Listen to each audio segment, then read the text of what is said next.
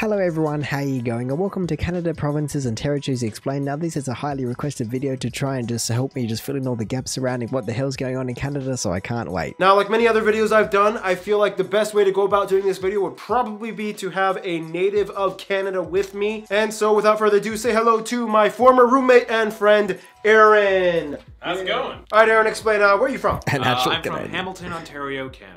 And a little disclaimer. So even though I am from Canada, it is a very diverse and big nation. Some of these things may be a little inaccurate, but we'll do our best. We did quite a bit of research though, so I think most of it is accurate, but yeah, just Aaron approved. Before we jump into it, a little few side facts. Canada is the second largest country in the world, right after Russia, in terms of land area. The vast majority, at somewhere around 87% of the population of Canadians live within 100 miles or 160 kilometers for us Canadians of the US border. Hang on, ooh, I want to look at that because I haven't seen a graph like that before. 100 kilometers from the southern border? What? Oh, okay, from the southern border, yes. I had to kind of think of what that meant for a second. And then sadly, the rest of the key has been chopped off. I'm seeing 0.41 and 10. I can only assume that's people per square mile, per square kilometer. I'm not too sure. So I guess even though, what is it, Edmonton? Geez, I certainly don't know. And there's a few other ones around, but they certainly, even though they're kind of yellowy areas, they definitely don't have many people, let alone the rest of the entire country. What, like 90% of the country, I'd say, just doesn't even show up on this key. And so no, I can definitely understand that,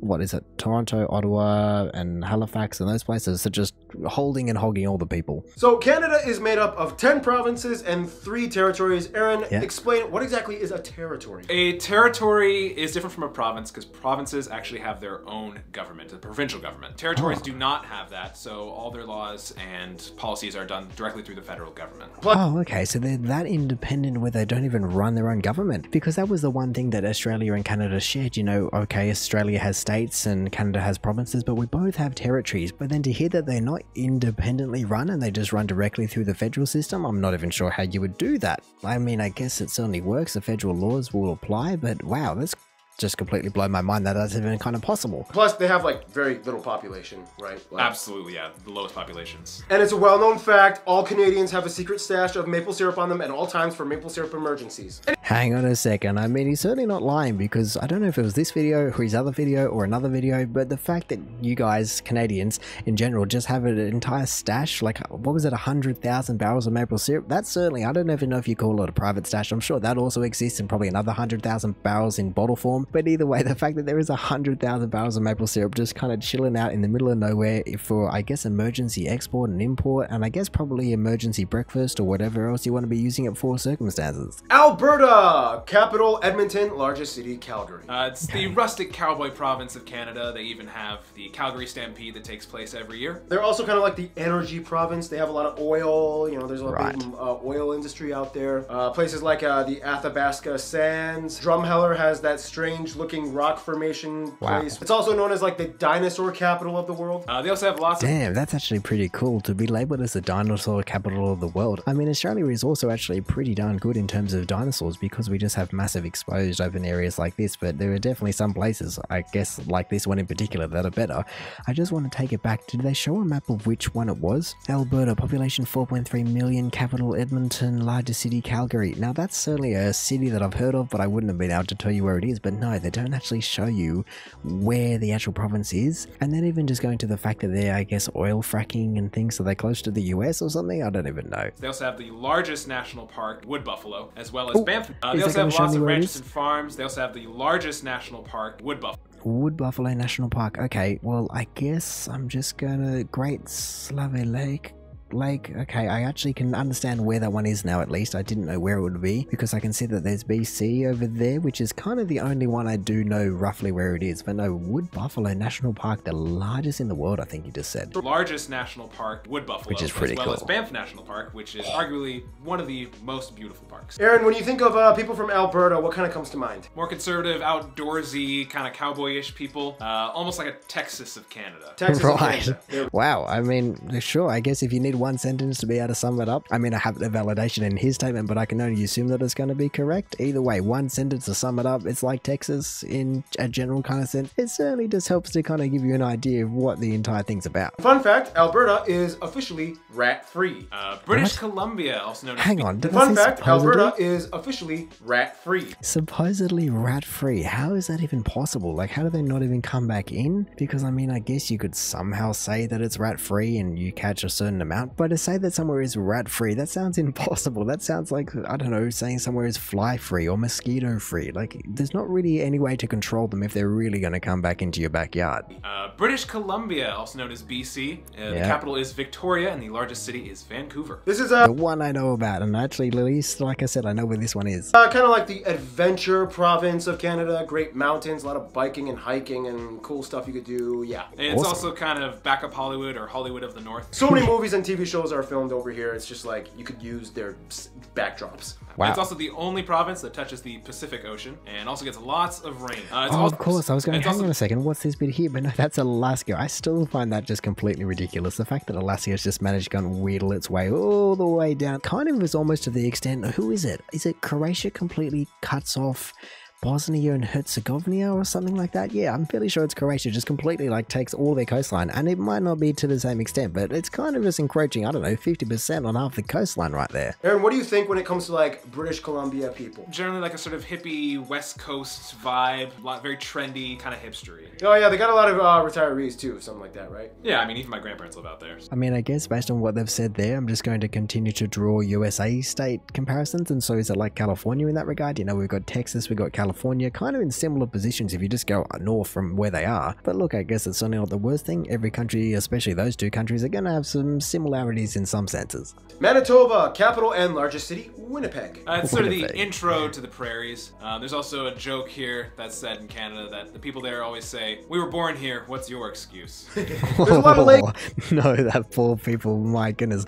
I mean, to be fair, the only place I've ever heard of Winnipeg, I think, is through The Simpsons. I don't really know. I mean, I feel as though in saying that it's kind of the most famous one in that regard, but with a population of 1.3 million, I almost would like to be able to compare these to Australian states. And so the first one being Alberta, I mean, I'm not entirely sure, and there's no way to really validate these, but I'm just going to say that that one sounds like WA, and then we get British Columbia, which I'm going to say is more like Victoria, and then finally we're moving on to maybe South Australia. There's a lot of lakes here. It's kind of like the Lake Province, and a lot of people from the First Nations or the Native Americans, they have a lot of influence over this area. And further up north, you find Churchill, one of the only few settlements on the Hudson's Bay, locally known as Polar Bear Capital of the World. Whoa, Polar Bear Capital of the World. Hang on a second, what vehicle are they riding on just then? That looks insane, because polar bears are not little, and so to be, I mean, for the tire to be bigger than the polar bear, that's a hell of a vehicle. Oh, and Winnipeg is kind of known as the murder capital of Canada. I think so I was right in terms of calling it South Australia. Oh,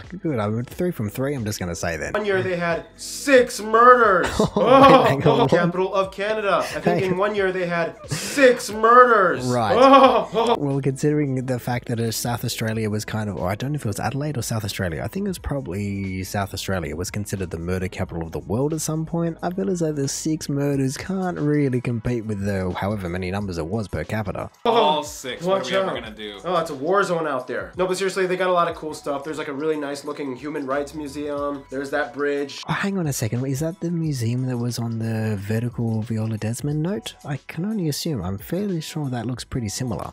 Rights Museum. There's that bridge. I mean, I hate to say it, but I don't really meet a lot of people in Manitoba, so I don't really have much of an opinion. But I'm guessing you're probably outdoorsy, rugged types if you're going to be out in Manitoba where it's cold and there's polar bears. So New Brunswick, capital capital of Fredericton. Ooh, and Fredericton and Moncton? Largest city, Moncton. Yes, I got it. All right, well, just off the bat, what am I going to be saying? Honestly, I don't even know where this one is yet, but I'm gonna say it's more along the lines of Tasmania. This one. Or actually, you know what? I'm going to change it to the ACT just because why not? This is kind of known as the Loyalist Province because a lot of the people that were loyal to the British Empire during the American Revolution fled to this place. Yeah, right. Some people also might call it Petit Quebec. It is the second most populous French-speaking province and is also the only officially bilingual province. Historically, they were part of Acadia, the French-speaking area of Canada. And fun fact, this is actually basically where the Cajun people came from. They actually migrated from Canada into Louisiana. Whoa, hang on a second. I know that I have seen some mega maps before in terms of migration for the Inuit video, but that's just crazy. Going from, I guess, from Halifax to France, but then all the way down to there? I don't know what's going on. Cajun people came from. They actually migrated from Canada into Louisiana, so that's where we get Cajuns from. And again, it's a maritime province, so you get lots of lighthouses, fishing, rappelling off of cliffs. It has a Bay of Fundy with the biggest tidal change in the world at over 16 meters or 53 feet for you Americans out there. Now I just want to take it back to the Bay of Fundy because it is just something that I kind of just have to see at some point in my life. I certainly would like to see it sooner rather than later, but I don't know how kind of doable that is going to be currently. But either way, you know, I watched the video. It's just an incredible place, immense power, immense energy, immense just everything about the entire thing. And even just the fact that, what was it called? Oh, it kind of just wobbles, and that's why it has the biggest tide in the world. Newfoundland. How do you guys pronounce it? Newfoundland. With the emphasis on the new, not the fin, which is like an FN, not even an I. Because I pronounced it Newfoundland before, but all the Canadians are like, no, that's not how you say it. Well, because it's not blurred. Anyway, the largest city and capital is St. John's. Ooh, okay. I'm Brennan. They didn't really give any correlation to any US states for the last one, but in terms of this one, what did I say? I'm going to say this one is Tasmania because I said the last one was the ACT. The easternmost province, and split into two parts, one being Newfoundland, where about 90% of the population lives, and Labrador, which mostly cuts off Quebec from the Atlantic. So is it a province or is it a territory? They haven't really said anything, and so perhaps I'm just going to assume that they're doing all the provinces first, but then how is it split into two separate things but it's one conglomeration? I don't even know. Where about 90% of the population lives, and Labrador, which mostly cuts off Quebec from the Atlantic. Take that, Quebec. And, fun fact, they have their own time zone. Yeah, it's a half-hour difference. Fun fact, this is actually... hang on, how do you even do that? I didn't even know that that was allowed, but okay then. The newest province established in 1949. Basically, it was like the UK's last colonial stronghold in America until they had a referendum and then they were ceded back to Canada. So yeah, the people here are known for being super nice and friendly, but they have a very strange accent. Aaron, how would you describe it? Almost Canadian-Irish. Because there were a lot of Irish settlers there. Okay, so we saw a heritage minutes about a whole, what was it? It was called Orphans, I believe. And so I can only assume that it's all one and the same in terms of migration. Then here's a clip. You boys don't mind if I like top secret, yeah? Whoa, hang on a second. I don't even know what he sounds like, but it doesn't sound like anything that I've ever heard before. It almost sounds like someone's doing a dodgy accent of either a Canadian, Australian, and New Zealand, South African, American, I don't even know what. It's some kind of conglomeration of something, but either way, I guess it's still a Canadian accent. Don't worry, I don't mind, mate. If it gets too much, just roll. Actually, the more I listen to it, the more it sounds like someone's trying to do an Australian accent while simultaneously doing a terrible Boston accent. Down the window, you sucky baby. Nova Scotia, capital and largest city, Halifax. This is the seaboard coast. I mean, look, we certainly don't have many left because I'm fairly sure Canada has 2 more overall areas than Australia, but Queensland, sure, why not? Seaboard coast, or Canada's ocean playground, as placed on their license plates. Basically, this is the place where Scotland tried to start a colony. Although it didn't quite work out, residents still kept true to their traditions even to this day, and thus the name Nova Scotia, meaning New Scotland. They even have a small but kind of diminishing Scottish Gaelic-speaking community. You can find them every so often here and there. Well, there was also like this huge explosion in 1917. It was like the largest man-made explosion prior to the invention of nuclear bombs. 2 ships. Yeah, that is a hell of a thing, and we've certainly checked it out, and I just am still in awe of the power and the scale of the whole thing. Collide into each other, and one of them happening to be an ammunition ship. The whole city was destroyed, many people died. Not a pleasant time. Think about it, in Canada. Ontario, the capital Ottawa, the largest city. I mean, look, I guess I'm certainly not left with many, but this one definitely has to be New South Wales, with it being Ottawa and everything, and Toronto, and the population, if nothing else. It's the most populous province, with about 40% of the country's entire population. Damn. Entire country. This is basically the nucleus that powers much of Canada, politically and economically. It's got the southernmost part of Canada in it, and there's so many things going on, like mining, tourism, the service sector, manufacturing, agriculture. I mean, I guess when you have 40% of the entire population, you're kind of going to have a little bit of everything. And then I guess also the fact that they said it has the southernmost point, is that on the Great Lakes in terms of sharing it with the US, or is that on, what is it, Victoria Falls? No, that's in Africa. What is it? Niagara Falls, of course it is. How could I forget? Honestly, the province can really be divided into 2 separate parts. There's northern and southern Ontario. Now, northern Ontario is what people where I'm from would call cottage country. Spread out, there's a less of an urban cottages vibe, once again. whereas southern Ontario is a lot more urban, a lot more developed. Well, and speaking of politics, remember, most politicians in Canada have to be bilingual, mostly because Quebec. Most? Well, why most? I thought it was all, but okay, whatever. If it's going to be most and somehow there's an exemption, then go for it. One province. Prince Edward Island, also known as PEI to its friends. Have I said Tasmania? I don't think I've said Tasmania yet, and like I said, I'm going to run out very, very quickly, but hey, population 152,000, I think that's pretty close to Tasmania, and so yeah, Tasmania if it's not already taken. Well, hey, even if it is, just double up, I don't care. This place has many nicknames: Spud Island, the Garden of the Gulf, the Million Acre Farm. It's the smallest and least populated province in Canada. That entire place, or actually not that entire place, that tiny little place is its own little province? That's pretty insane. Keep in mind the territories have even fewer people than that. Now this place is known mostly for Anne of Green Gables, the book. And they also grow a lot of potatoes, and there's those really cool beaches with sand that squeaks when you step on it. When I think of it's not a thing. I don't know why. I mean, sure, you can have squeaky sand, but it's not a thing only there, because I walk to any, or I mean, I feel as though I can walk to any Australian beach and just have that happen. I mean, maybe it's not at every Australian beach, but I feel as though that's just a thing that I've never even thought twice about. PEI, I think of people running through grassy fields wearing 1800s clothes. Well, clearly. Thanks, Anne of Green Gables. Yeah, that's all you people are. You wear 150-year-old clothing. Quebec, the capital city being Quebec City. Largest city, of course, being Montreal or Montreal. I don't know if I've kind of stopped up because I've only gotten the Northern Territory left, but I feel as though this one's just going to have to be a double up for Brisbane. Quebec, the capital city being Quebec City. Largest city, of course, being Montreal or Montreal. Originally known as La Belle Province, meaning the beautiful province, but now on the license plates it says Je me souviens, which means I remember, which is kind of like throwing shade at the English for treating the Acadians and French Canadians bad. Well, I'm just going to completely step away from that argument. I have no idea what's going on here in terms of someone treated someone bad and license plate and a little bit of backstabbery or whatever's going on there. I just don't know enough, and maybe you can enlighten me, but otherwise I just need to move on before I get caught up into the crossfire. Yeah, history. It's kind of deserved. Yeah. They are the largest province in size. Obviously, they are the French-speaking province. It's actually... Oh, wait, so all their signs and everything are also in French. It's actually their only official language. Their only official language, where, I didn't know which one it was, but one of them was bilingual or officially bilingual, where the other ones, I guess, are bilingual in...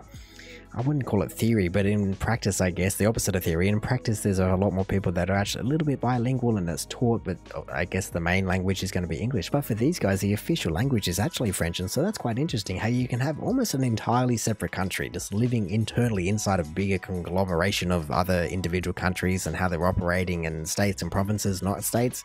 Provinces and territories. And so I guess in saying that, it kind of reminds me, which you guys actually reminded me again in the comments about what was said, and I was trying to think about it, and it was a mosaic in terms of people aren't really a melting pot. They're definitely a mosaic in terms of what's been described to me. And I guess I can certainly see that in an example like this, where it's just like, no, we're not really speaking English at all, or at least it's not an official language in any capacity, and so we're just going, no, it's all in French, deal with it. I'm sure that most people would be able to speak English to some degree, if not entirely, but either way, the fact that it's just completely rejected it and is kind of more going, well, look, this is our real heritage and we're just going to follow that, and I don't even care what you're doing. And the fact that the entire country kind of accepts that is pretty cool in some ways, I think. However, most people in most major cities are bilingual with English. Yeah, everything from TV, radio, newspapers, schools are in French. Quebec is actually the only province in Canada I have been to, and I noticed when I was there, they speak French a little differently. To me, it sounds a little more twangy and kind of guttural, like, regardez-la, or I don't know, it's hard to explain. Oh, that's really interesting. I wonder if it's kind of French spoken with a Canadian accent in some regard, but the fact that it's also just mandatory, or I don't know what you'd call it, but just general practice to have schools and newspapers and news or whatever else he said, just all in French. I mean, really, like I said, it is almost just France, just outside of France, just completely a separate country, just living inside another country. Fun fact, traffic lights are also sideways. Also, the food. What is going on there? How do you read that? I wouldn't know what to look at. I mean, at least the one vertical one in terms of the left turn is going to be alright, but then what does it go from red to green? Why is there two reds both sides? Does it go, where's the orange? I don't even understand. Okay, that's very, very confusing. I mean, at least it says in many places, not in all places, but come on, like, are they just trying to kind of be different to the rest of the country / the world, or what is going on there? Also, the food. They're known for inventing poutine or poutine. They're also the largest supplier of maple syrup, and they even have the world's largest maple syrup reserve, Hey, Saskatchewan. I mean, I just want to come back to this one right here, because even though I've covered it a million times, and I've said it a million times, but still, I'm just lost for words as to how anyone just went, you know what, we've got some kind of little bit of this, a little bit of this, a little bit of this, and I'm just gonna kind of mesh it all together into one full heart attack causing meal. I mean, look, there are plenty of people that seem to say that it's pretty good for you, and I can only imagine it's good in the cold winter months because it's a little bit more fattening and you kind of want those fat reserves, but that is only to a certain point, as I can only imagine there are quite a few people that probably have that a few too many times a week, if not a few too many times a day. Saskatchewan, capital city. Oh, here we go. I've also heard of this one. I never really knew how to pronounce it, I must say, because there's a whole jumblation of letters in there. Anyway, largest city, Saskatoon. I don't know if I've heard of it before. I think I've read it, but not really heard how it's pronounced. The breadbasket of Canada. What does that even mean? I mean, I guess actually I'm seeing a lot of wheat fields is what I can only assume they are if they're saying bread, and so maybe that's what it's about. It produces a lot of bread, but then they also said something else. This is the Prairie Province. Oh, the Prairie Province. Now, to be honest, I've never heard of the word prairie before just watching some Canadian videos, and so I don't fully understand what it's in relation to, what it's describing. Is it kind of describing a plateau of some sorts? I mean, I'm just looking at the image and going, that is a very, very, very flat horizon that I'm seeing there. There's nothing around, and it's obviously very farmed, but I don't know, is it a lot of water? Is it kind of a flood area or possibility of a flood area because it's so flat but it's low lying? I have no idea. But yeah, if you want to enlighten me into what prairies are, I'd love to know, because I've mentioned it a few times in this video and I'm like, yeah, sure, whatever that is. The breadbasket of Canada. This is the flattest part of Canada, kind of like Iowa or Nebraska. They've got lots of wheat fields, and they grow the most crops. They're also kind of known as the Tornado Alley of Canada. I don't know. I feel like Saskatchewan is kind of like the place where you would go to like run from the law, cornfields. Nobody's gonna want to go all the way to Saskatchewan. Whoa. Come on. What do you think about Saskatchewan people? They're probably nice. I've never actually met anyone from Saskatchewan. Whoa. I assume there's some nice country folk Running from the law. And now we Hang on a second. What was the 1.2 million? Okay, I expected it to be way lower. Just the way that they were talking about it, going, oh, you know, I've never met anyone from there. It's kind of just a little bit of a, I guess, South Australian province in terms of just running from the law, but it still have around 1.2 million people. That's a lot of people. I mean, I guess maybe they're all just farmers and they're half of them were just counting the grain, and so that's why you got 1.2 million, but either way, 1.2 million is still 1.2 million. And now we reach the territories. Together they only have a combined population of less than 200,000. All three of them. Now here we go. This is why I didn't want to use the Northern Territory for any of the other ones, because I was kind of just saving it for the territories in this regard. I mean, yeah, I guess Australia has the ACT, but that's just not even included. The Northern Territory, it's up north in terms of Australia, it's up north in terms of Canada, in terms of their territories, and so it just fits. It's one of the lowest populations, a very low population for that area. It's just perfect. Yeah, it's like really hard to live here. It's like super cold like most of the year, and it lies on the barren Canadian Shield. Yeah, most of the people who are out there are either there for the mining industry or they're the native people who live there. So, here they are. The Northwest Territories, capital, Yellowknife. It is Canada's last frontier and polar bear land. Fun fact, they have 11 Yellowknife. What was that? It is Canada. 45,000, but I just want to see this number plate. Look at this, their license plate is shaped like a polar bear. That's pretty cool. I mean, I must give credit where credit's due in terms of people just going, you know what, we're kind of a polar bear place, even though the other place was deemed a polar bear capital of the world. Either way, they've just kind of embraced it, going, you know what, I'm sure there's like, if there's only 45,000 people, there's probably only 20,000 cars, and so I don't know why you've got 6 digits, but either way, just to have a polar bear number plate, I can't say anywhere else in the world has a number plate that isn't just perfectly rectangular in that regard. Fun fact, they have 11 official languages, 9 in addition to English and French. Most of them are from various native tribes like the Cree, the Slavey, the Chippewa, or the Gwich'in, and like a ton of others. And it has the largest non-shared lake, also known as Great Slave Lake, and named after the Slavey people. Nunavut, capital Iqaluit. Hey, here we go. I've heard of this one. I think it was mostly in the Inuit video, and then just generally I've certainly heard of Nunavut. Population 38,000. Geez, okay, so we're getting lower and lower. I mean, maybe the last one's going to have 30,000. Capital / largest city. Oh, I'm not even going to pronounce it because he's about to. Capital Iqaluit. That's how you... Iqaluit. I believe that's how he's pronouncing it. I don't know if I'm missing something, but I would never be able to guess that. Land of the Midnight Sun. Probably the most isolated and obscure territory, as there are no roads that connect to it directly from the rest of Canada. Crazy. So you can only fly or sail. This is actually the newest addition to the Confederation of Canada. It actually split off from the Northwest Territories back in 1999. This territory is predominantly inhabited by the native Inuktitut and Inuinnaqtun peoples. Whoo! They actually have their own writing. Damn, I mean, I gotta give credit where credit's due. He did pretty well, and I mean, he was certainly a little bit happy with himself in terms of going, whoo, at the end there, but I mean, looking at those words, you gotta give credit where credit's due in terms of just being able to pronounce them. And also, even the fact that it was only recently formed, is that what he said? Formed? Either way, in 1999, to break away from the Northwest Territories, I mean, that's a hell of a landmass right there. I mean, in reality, it's probably not that big just due to the projection, unless this is actually a curvy map. I think it is actually just a more regular, squared off, just stretched map, but either way, it's a lot of land, and so just for all of that to kind of just break away from the Northwest Territories in 1999, only 23 years ago now, that's not very long ago considering, well, we heard that they were moving, what was it?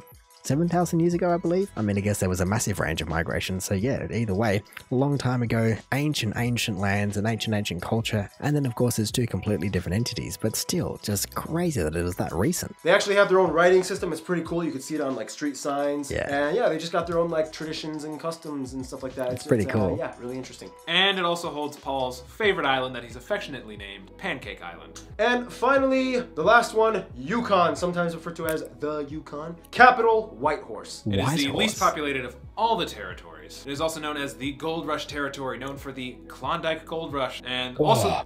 More like the cold gold rush. Look at that photo. I can only assume that's not an overexposed background. That's just very, very white snow. The fact that you were just digging and mining for gold in the middle of conditions like that, man. I mean, you're going to be picking it up and it's going to freeze straight through your hand. You're not going to be able to let go. I mean, I guess that's a good thing. If you find it, you just touch it and you go, well, look, it's mine now. But no, just look at that. They've got ropes up the side of the hill and guys just going at it, trying to find just a little bit of gold. It's hard yakka work. Oh, there we go. Okay, you see, I just need a map to be able to tell me where it is because I just immediately forget if you don't show me. Okay, so this one is just there between Alaska and the Northwest Territories, and then I guess also BC. Also the westernmost territory bordering Alaska. It also has Mount Logan, Canada's tallest mountain. Yeah, and that is it, all the 13 provinces. And well, honestly, looking at this map, I wouldn't be able to tell you which one's which because there's been so much information just embedded in my head that it's all just stacking and knocking each other out of the way. I mean, like I said, I knew that this one was British Columbia, and then this one's Alberta, and then the yellow guy in there, what were you? You were the Million Acre Farm guy. Oh, see, there's like bits of information that I've held onto, but they're all just mixing together and I'm forgetting things, so I'm gonna have to watch it again, or at least in the edit I'll be going, oh yes, of course, and it'll re-jog my memory, and through repetition I'll start learning it. Alright, Aaron, how would you just conclude this whole video? Canada's a vast and diverse nation of awesome scenery and awesome people, and I hope people are encouraged to go check it out and visit Canada. Hey, well, if it's coming from a Canadian, then I certainly can't argue with it. And look, based on what he said, I kind of agree. You know, it's a very vast place, and I've just learned a bit more about it. And I know that I'd certainly like to visit, if nothing else, just for the incredible landscape from the Bay of Fundy. I would never be able to find it down here, but you know, you had the incredible national parks, the biggest national park in the world, and then you just have these deserts and tundras, and just, I mean, really, just these polar opposites. I mean, kind of literally, but just polar opposites in terms of what I've kind of grown up with in terms of heat and dry in Australia, and then just being able to go, well, if I'm able to go North Canada as well as the cities, but just if I'm able to just get up into, I guess, any of the Northwest Territories and just checking out all of that landscape, because it just looks cold, but it looks incredible to me and just really quite interesting, if nothing else. And so another great video that you guys suggested, I'm glad I checked it out. I checked out this guy before and I was kind of like, what's too much information? And once again, I'm a little bit like that. It's just so much information, like I said. And hey, who knows, maybe in future I'll be watching another video and suddenly a memory of this one, which I never knew I had, go, oh yeah, that's right, they have number plates in the shapes of polar bears. What was up with that? But it's kind of cool. But anyway, in saying that, I reckon I'm going to call it there. So thank you for watching this video. If you did enjoy it, feel free to do the YouTube algorithmic things down below. Also, if this is the first video of mine that you're watching, then check out just any other massive range of videos that I have. Also, make sure to check out just the original video that'll be down in the description below. Or hey, maybe even just want to consider subscribing so that you don't miss another one of these in the future. But all in all, have a good one and see ya.